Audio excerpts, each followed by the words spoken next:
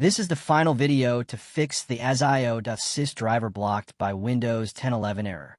Are you also facing this problem where your driver is blocked and your programs won't run properly? It can be really annoying, especially when you just want to use your audio interface or hardware without issues. Here's why this happens. The AsIO sys driver gets blocked when Windows detects it as incompatible or unsafe. Sometimes, after a Windows update, certain drivers may not pass security checks, and that's why you see the 1011 error. You might have seen lots of solutions on YouTube or Facebook, but most of them are too complicated and hard to follow. When I had this problem, I discovered a simple trick that solved it quickly. Here's a normal solution you can try. First, go to Device Manager, find your audio device, right-click, and choose Uninstall Device. Then, download the latest driver from the official website and install it. Restart your PC and check if the error is gone.